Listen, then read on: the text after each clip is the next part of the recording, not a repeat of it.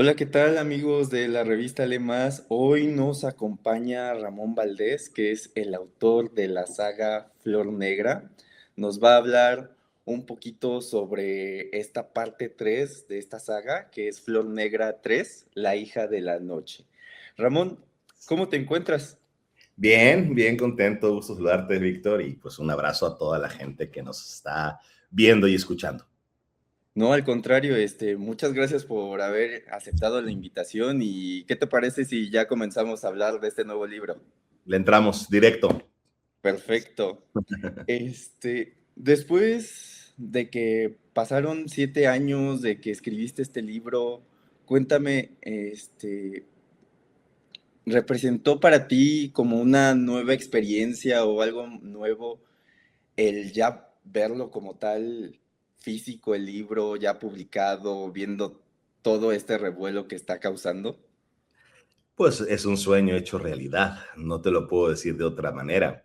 Imagínate 7 años estar en presentaciones de Flor Negra sin poder hablar del final de Flor Negra, ¿no? De la consumación de la historia, porque el tercer libro de Flor Negra es realmente un libro redondo, es donde, digamos, todos los misterios que se habían abierto, la resolución de la trama, los arcos de todos los personajes se cierran en el tercer libro, ¿no?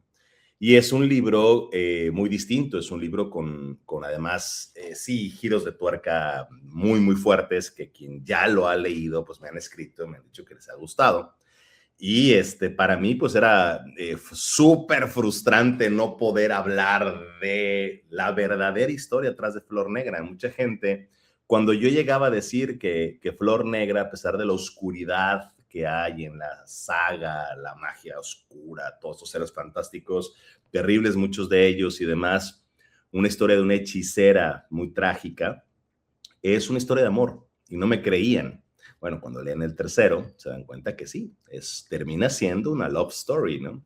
Y yo quería eso, ¿no? No eso la hace menos cruda, dura, fuerte y demás, pero tiene un componente que se está todo el tiempo como germinando en los dos libros, que hasta que lees el tercero, te das cuenta que todas las señales ahí estaban para la construcción de esta última entrega.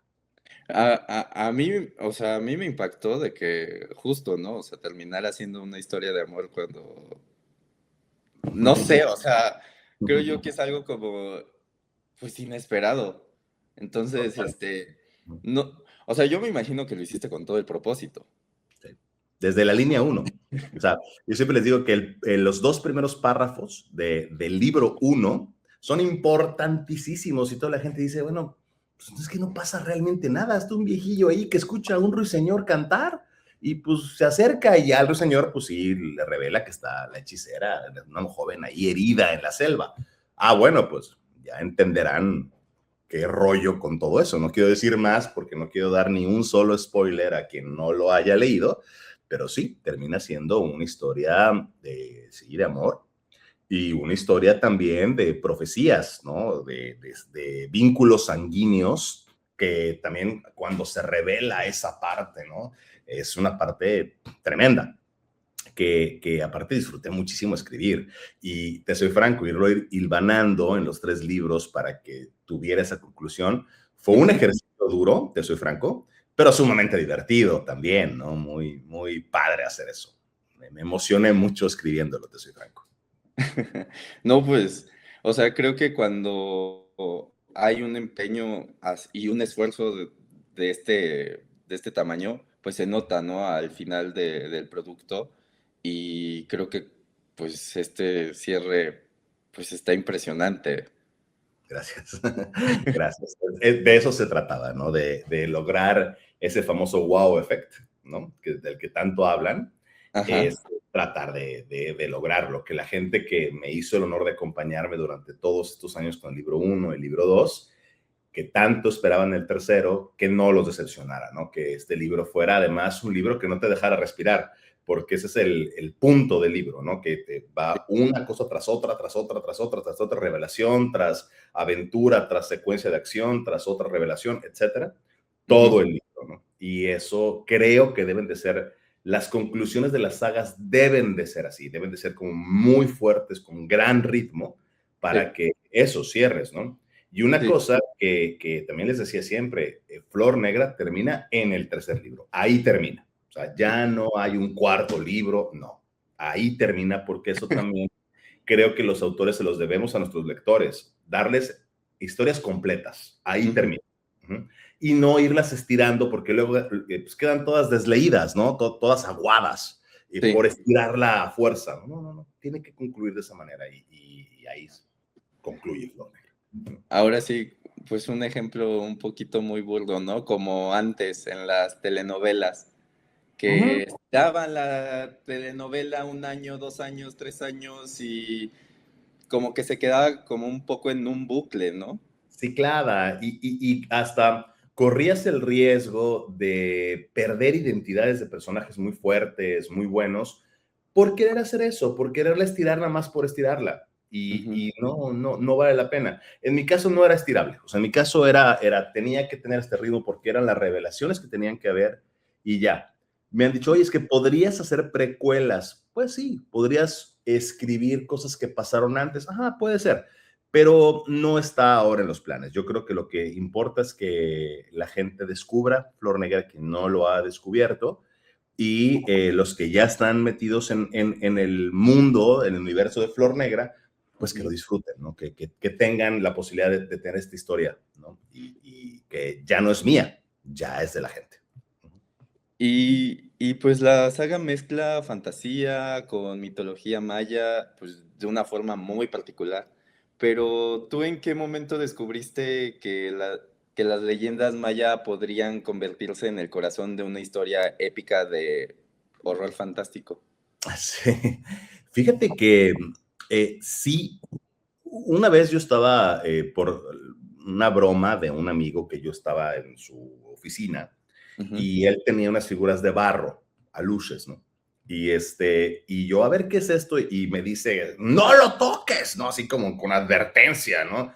Y yo, pues, ¿qué pasó? Entonces me arma un show ahí de que no, es que vino otro día y se puso a jugar con ellos y les faltó el respeto. Y a los 3 días llegó llorando, pidiéndole perdón a las figuritas de barro. Pura mentira, pues, ¿no? Pero él se divertía mucho con eso, pero yo me quedé con el tema de los aluches. Ujú. Entonces fui a la universidad, a la biblioteca de la universidad de aquí de Yucatán y pedí libros de aluches y la bibliotecaria se me queda viendo con cara de, ¿what?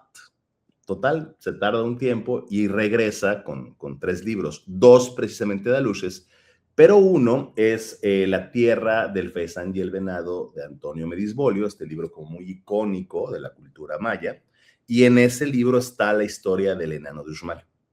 Yo leí esa historia y dije, wow, wow, o sea, esto es épico, esto está a la altura de cualquier saga épica mitológica, ¿no? Griega, celta, nórdica, la que quieras. Entonces, voy y pregunto si no hay novelas o libros sobre eso, y no había. Y Ujú. ahí inicia la jornada, porque ahí empiezo a investigar, me meto a ver sobre literatura, seres fantásticos, ritos, ceremonias y demás. Pues al vivir aquí en el sureste, pues lo tenía todo muy cerca. Entonces, pues empiezo a hacer los viajes a los diferentes lugares, pueblos, entrevistas, otros escritores que habían hecho trabajos no de novela, pero si bien de cuento o de bestiarios o cosas así. Y pues, en efecto, empiezo a recuperar información y empiezo a escribir una novela basada en la leyenda del rey adivino, del rey enano. Y hay un momento donde tengo que hacer un stop así, alto, total, porque me hacía una pregunta muy, muy, muy clara. El protagonista inicialmente de toda la saga iba a ser el rey adivino, el rey enano. Ujú. Pero cuando los que no saben la historia del rey enano, en un minuto es una anciana que es muy poderosa, que vive aislada en un pueblito que se llama Nopat. Un día llegan unos seres fantásticos, los equivalentes a los atlantes, que se llaman corcovados, le entregan un huevo y le dice, tú eres la única que puedes cuidar lo que van a hacer de aquí. Eventualmente de ese huevo nace un pequeño ser, un enano, que es muy inteligente, mágico, y esta anciana se convierte en su madre. Ujú. Este enano, que es muy inteligente, voltea y siempre veía que ella tenía un fogón prendido y cada vez que se acercaba al fogón, la anciana lo alejaba del lugar. Total, descubre que en ese fogón le engaña, es muy inteligente, le engaña, la manda al río por agua, perfora un traste para que se le vaya cayendo el agua y se tarde más, y este enano hurga ahí y encuentra un címbalo de oro. Lo toca y al momento de tocarlo se desencadena una profecía muy importante que dice que quien haya encontrado el címbalo de oro será el próximo rey de Uxmal. Y empieza una batalla épica. Bueno, ese es el cuento en muy breve. Lo dejo hasta ahí, hasta la mitad. Y yo tuve que hacer un alto porque dije, ¿y quién es esta anciana? ¿Por qué tiene el címbalo? Entonces, pues, stop. Pues vámonos para atrás, ¿no? Y ahí nace Flor Negra. Ahí nace una joven, muy, muy jovencita, que está atacada de una manera brutal. La encuentra un ancianito que está en la selva, como decíamos hace un momento, escucha a un ruiseñor, se acerca y ve a una chica desnuda, llena de tatuajes, escarificaciones, violada terriblemente y con un golpe espantoso en la cabeza, pero está viva. Y él la rescata. Ella no sabe quién es, no sabe nada, no sabe qué le sucedió, y eventualmente empieza una relación muy bonita entre ellos dos, entre este viejito que es un curandero y esta chica que no sabe cómo se llama. Ella lo atiende en gratitud por haberle salvado la vida, y él, al no tener nombre, la bautiza con un nombre que él considera correcto para ella: Flor, porque es una chica muy, muy bella, y Negra, porque hay un pasado oscuro. Descubrimos dentro de muy poco tiempo que el ancianito no es cualquier curandero, sino es un Ejquín, un hombre sol, los hechiceros más poderosos que había en la mitología maya. Y este no es un Ejquín, es el Ejquín, ¿no? Y ella se convierte en su aprendiz, porque él detecta que tiene muchas habilidades. Entonces empieza una relación maestro-aprendiz en el mundo de la hechicería maya, que es completamente diferente a la hechicería europea o incluso la oriental o la egipcia, ¿no? Es completamente diferente. La ambientación, pues no es en castillos, no hay dragones, no hay caballeros, que esa es la fantasía que queremos entender como tal, y no, eso es un tipo de fantasía europea, ¿no? Sí, sí, sí. Se desarrolla en selva, en cenotes, en cavernas, en pirámides, en otro tipo de ambientación, otro tipo de seres, otro tipo de dinámica, de cosmovisión. Entonces, pues me sirvió todos estos años de investigación para darle fondo a la novela, pero que terminara siendo una novela divertida, o sea, algo que la gente disfrute, por ponerlo así, ¿no? Las aventuras de Boschnick-Té, que poner una aventura suena como hasta un poco infantil, ¿no? Lo que vive Boschnick-Té, pues vamos a llamarle aventura de alguna manera, no es nada bonito, está fuertísimo lo que sucede, ¿no? En la saga. Y que también era como un terreno justo, ¿no? Como un poco, muy poco explorado, ¿no? O sea, como que no te imaginas este tipo de novelas como pasó con los mayas, pasó con en donde están los cenotes, en la selva, o sea, como que todavía tenemos justo, ¿no? Dragones, castillos, algo como entre medieval y no medieval.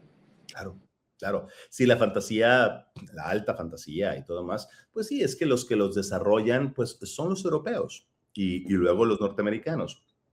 Entonces, y los norteamericanos toman el icono europeo para desarrollarlo.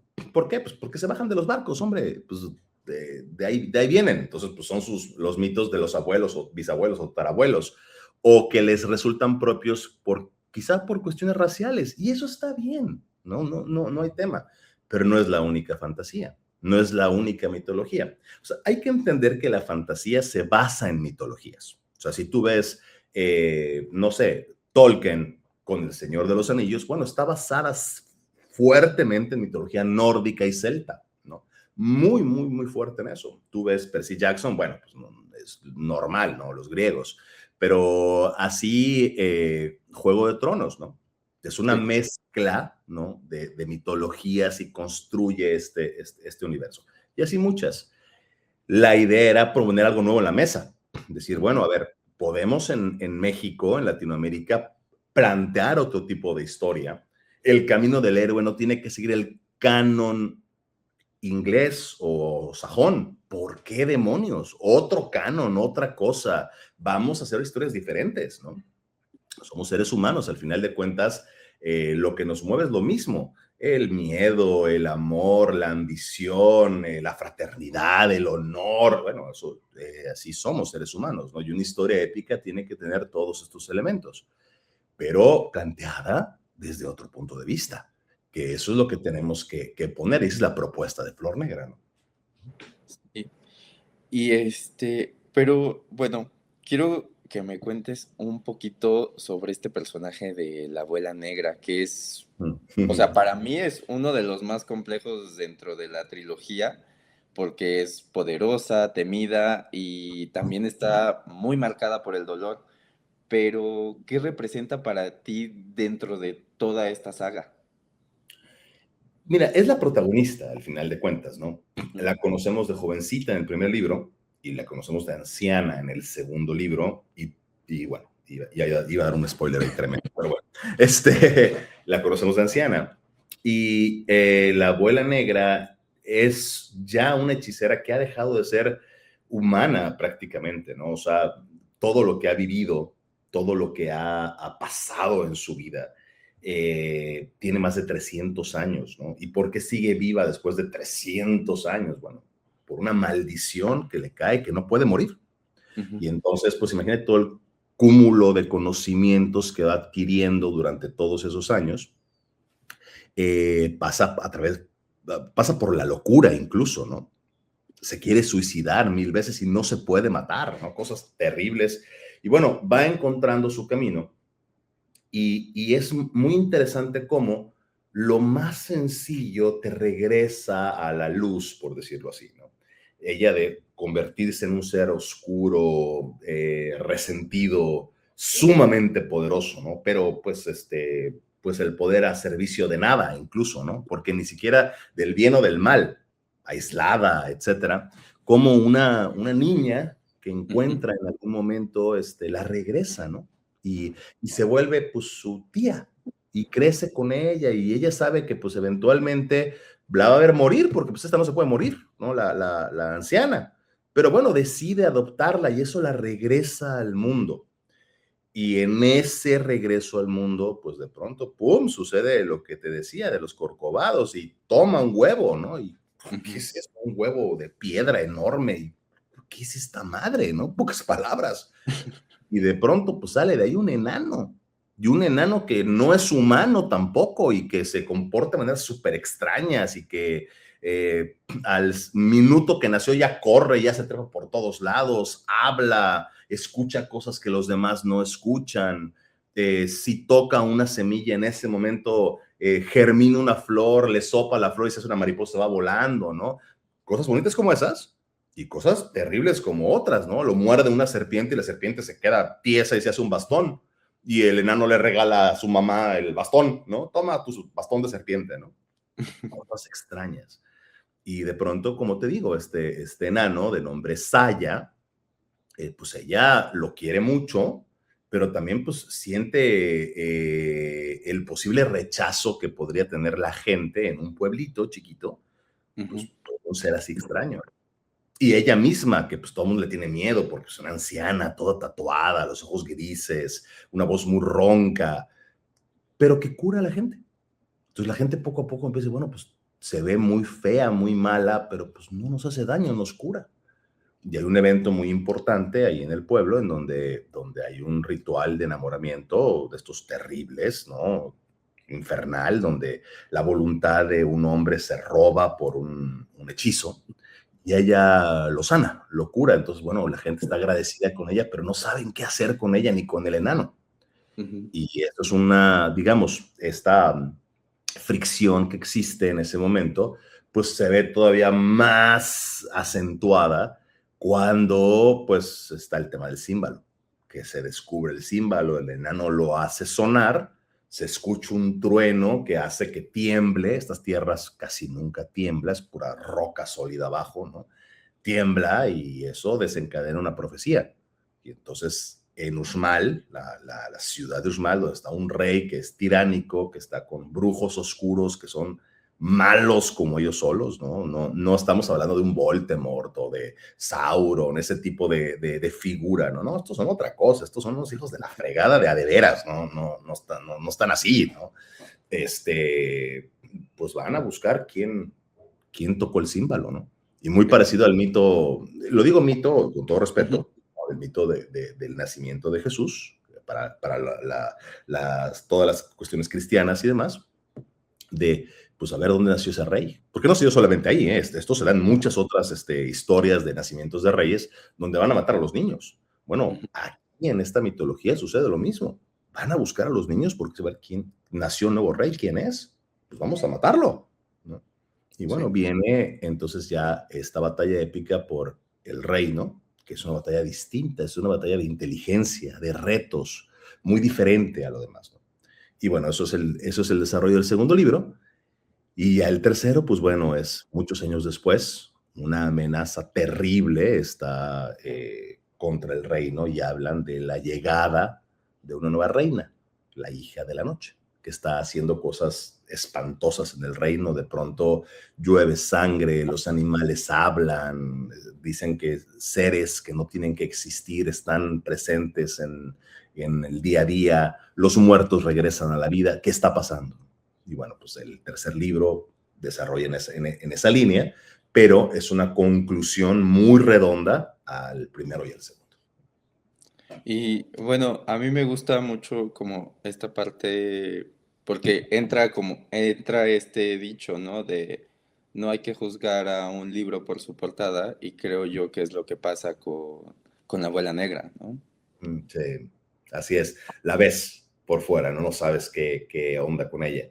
Y al final se vuelve pues la gran salvadora de todo, ¿no? O Sí. sea, por convertirse ella misma pues en la hechicera más poderosa del Maya, que es su destino realmente, ¿no? Ahora, ¿a qué costo? Ah, bueno, eso ya es otra cosa, ¿no? Y algo, pues justo que ya mencionábamos previamente, pues es que Flor Negra no intenta copiar fantasía europea tradicional, sino que crea su propia identidad, pues desde México y el mundo maya. ¿Tú crees que todavía hace falta por apostar más hacia la fantasía latinoamericana y nuestras propias mitologías? Sí, sí, por supuesto. Mira, yo no sé qué tantas sagas de fantasía latina existan, no lo sé, son muy pocas.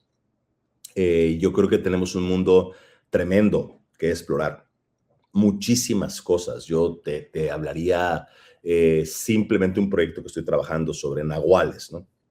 Los nahuales son seres increíbles que para mí vencen en todo sentido a vampiros o a hombres lobo. ¿Y cuántas sagas tenemos de hombres lobo y cuántas sagas tenemos de vampiros? ¿Cuántas tenemos de nahuales? Pues muy pocas, ¿no? Por darte un ejemplo, ¿no? Sí. Entonces, sí, hay mucho que explorar, muchísimo que hacer. La comunidad latina, per se, si nos juntamos todo como un gran mercado, es un mercado enorme donde hay una gran Ujú. posibilidad de hacer muchísimas cosas. Y no solo eso, muchos países europeos, muchos países orientales están muy ávidos de leer estas cosas. Y no se diga, por ejemplo, en Estados Unidos, nunca olvidemos eso, que hay 40 millones de mexicanos allá, que también quieren algo que les resuene más propio. Entonces, Sí. claro que hay camino para esto, para todos los que quieran hacer una apuesta de este tipo. A lo mejor yo fui de los primeros que tomó esa estafeta. No puedo decir que el primero, dudo que sea el primero en términos de una saga, ¿no? No lo sé, pero Ujú. sí no había mucho, ¿no? Y creo que sí hay un camino grande que seguir ahí. Desde el estudio prehispánico, digamos, de las tradiciones, hasta lo nuevo, ¿no? Somos una cultura viva. Las Catrinas tienen 100 años y son ya el elemento más importante de exportación cultural de México. Los alebrijes tienen menos de 100 años y mira qué bellezas son, ¿no? Y cuánto se podría hacer de eso. Somos una cultura viva, podemos seguir generando cosas, a diferencia, por ejemplo, de lo nórdico o lo griego, que se quedó ahí.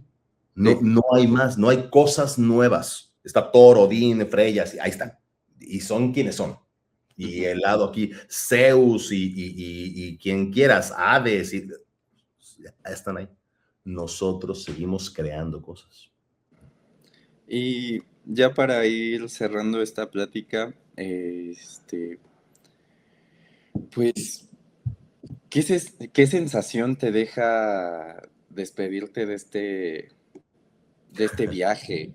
O sea, digamos que fue un viaje pues sí, de muchos años, ¿no? Y me imagino que de altas, bajas, incluso hasta de dejarlo, ¿no? O sea, 15 años. 15 años todo el proyecto hasta que se vio publicada La hija de la noche. Fue un momento muy bonito. Se presentó aquí en Yucatán, en la Feria del Libro de aquí, y el salón estaba lleno. Desafortunadamente se quedaron más de 200 personas fuera, había 500 personas dentro del salón. Muy bonito, fue sumamente emotivo, ¿no? Se me quebró la voz, te soy franco, ¿no? Al momento de decirles al final, buen camino caminantes, que es la frase de Flor Negra, ¿no? Siempre les digo, como el que la fuerza esté contigo de Star Wars, bueno, por razones muy importantes de la propia mitología, la frase fuerza, digamos, de Flor Negra es buen camino caminante. Y decirles eso fue algo muy bello. Despedirme de Flor Negra es complicadísimo porque es parte de mí. Te digo, el libro ya no es mío, el libro ya es de quien lo lee, ¿no? Me tocará hacer promoción del libro, platicar de él, poder tener charlas tan a gusto como esta, Víctor, ¿no? Pero el libro ya le pertenece a todos los lectores. Entonces, es una sensación de mucha satisfacción, de muchísima satisfacción, pero también de una nostalgia muy, muy particular, ¿no? 15 años. sí, Ahí. claro, pues ya es un adolescente. Y es un adolescente, así es, así es. Esperemos que se vuelva un joven muy potente. ¿Y tú sientes que realmente es un adiós definitivo o todavía quedan historias ocultas dentro del mundo maya? No, hombre, no, es enorme. El mundo maya, te podría decir, es gigantesco. Estás hablando de una de las mitologías más grandes que hay. Ujú. Entonces, no, hombre, la posibilidad de historias alternas, de más cosas es muy grande. Yo creo, Ramón, eh, mi trabajo con Flor Negra por el momento aquí se queda, ¿no? Yo Ujú. creo que si esto puede inspirar a otros escritores a crear en este mismo universo o en otros sobre esto, maravilloso. Yo soy un enamorado de México, de nuestra cultura, me dedico a promoverla en redes sociales, en todo lo que hago, me dedico a promover México, el orgullo de ser mexicano, el orgullo de nuestra cultura. Y ahora pues tengo dos proyectos que estoy trabajando. Uno precisamente de Alebrijes, un libro para niños que se llama Guardianes de Sueños, que estoy trabajando y que me gusta. Y te decía el proyecto de Nahuales, que es un proyecto Ujú. muy ambicioso. Pero por el momento yo debo de dejar Flor Negra respirar, crecer, que tome ya el camino literario de un libro entregado. Ujú. Y ya veremos qué pasa, ¿no? Se pueden abrir muchos caminos, muchos. Pues a mí me gustó mucho haber podido platicar contigo. Yo creo que nos podríamos extender muchísimo más, Te eh, aseguro. pero no me quiero despedir sin que antes los invites a las personas que no han tenido la oportunidad de leer estos tres libros o los que ya leyeron el libro uno y 2 y todavía no saben que ya salió el 3. Me gustaría que los invites y que también ahí nos des un spoiler de que vas a andar por acá, por la Ciudad de México, ya en unos días, entonces, Claro, adelante. claro, mira, al final de cuentas le diría a todo mundo que le den la oportunidad a una fantasía que les es propia, que les prometo que tendrá todos los elementos que encuentran en las sagas europeas, los van a encontrar desde otro punto de vista. Les prometo una novela bien escrita, con buen ritmo, ¿no? Algo que valga la pena, por supuesto. Y les prometo sorpresas, les prometo que es un libro que no los va a dejar respirar el tercero. Siempre se ha dicho, si a quien lee el primero que les gusta mucho, le digo, bueno, pues el segundo es mejor, y es cierto, creo que el segundo es mejor. Bueno, el tercero es mejor que los otros dos, pues así tiene que ser una saga, ¿no? Tienes que dejarlo mejor al final. Entonces, que lo disfruten, que conozcan que podemos en México hacer cosas así de interesantes, y esto es solamente un ejemplo de tantas cosas que podemos hacer. Yo muy agradecido con Gandhi porque siempre me he sentido en casa. Cada vez que me presento en cualquier librería en Ciudad de México o en donde me he presentado, aquí en Mérida, en Estado de México, en donde sea, siempre he recibido un apoyo enorme de todos, desde el más bonito de una persona que está atendiendo la librería hasta quien sea.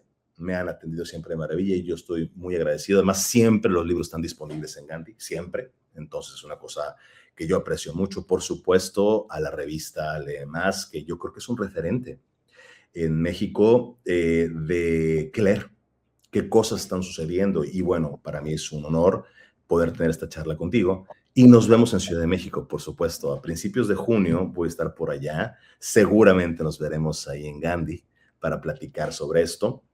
Y habrá otras actividades, conferencias. Pienso dar una conferencia sobre monstruos mexicanos. Es una conferencia muy interesante porque se compara los monstruos de otros lados, los seres fantásticos contra los nuestros, y la conclusión es que lo nuestro es igual o a veces hasta más potente que lo de otros lados, ¿no? Haremos algunos recorridos por allá también en Ciudad de México, así que yo los voy a ir informando en las redes sociales. Y Víctor, de verdad, muchas gracias por la oportunidad de charlar contigo, de todo ese amplísimo auditorio que tienes. No, al contrario, muchísimas gracias a ti por tomarte el tiempo y justo por empaparnos más de esta saga y de este último libro. Muchísimas gracias, Ramón, que tengas un excelente día. Un abrazo a todos y por supuesto, pues buen camino caminantes a todos.